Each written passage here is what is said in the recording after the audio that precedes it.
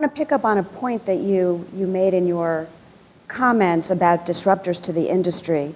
And all of our community is talking about the various disruptors out there and new innovations. And one of them is automated advice. Some people call it robo-advice. Yeah. Some people don't like that term.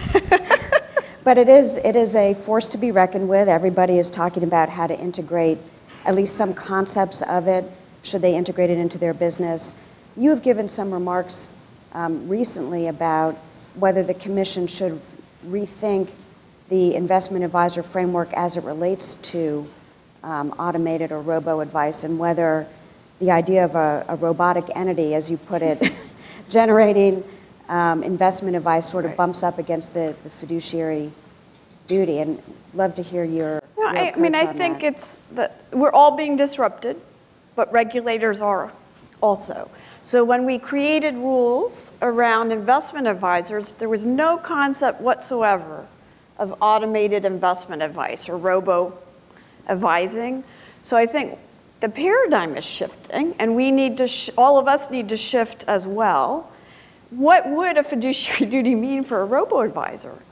Or suddenly, is there no fiduciary duty if it's automated investment advice? And how should the SEC be thinking about that and regulating that? It's very similar in the market structure context. To some degree, all the trading is happening between different computers. How do we regulate computers? Should the folks who are actually programming the software have to go through some type of licensing process? Or do we say the computer made the mistake? The computer didn't understand that it couldn't trade in a certain way. So I think we're being confronted through our entire regulatory structure with how do we deal with an increasingly automated marketplace, and what are the rules of the road going forward? Right, and I think along those lines, it's fair to say that a number of investment advisor firms have been using quantitative analysis, quant models. They've been using asset allocation algorithms as well.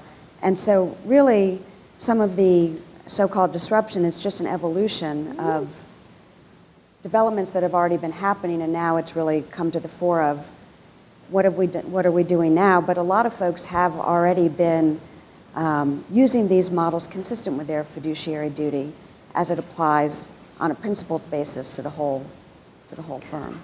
Absolutely, and I think we're continuing to struggle in a variety of contexts with when is the human being involved, right, versus just the computer, and what's the relationship, between the two.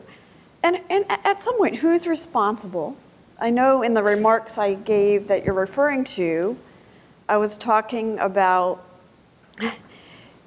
with a real live human being investment advisor, there's still someone to call. And there's someone, when there's market stress, to get advice from about what you should be doing. If you've completely done your allocation through no human involvement, just having a computer on an iPhone tell you what to do, what is the relationship or responsibility now for that allocation? Is there any? Even if you got that application through some type of investment, firm. So I think we all need to start thinking through where we're going and how we're going to apply, rules. Right.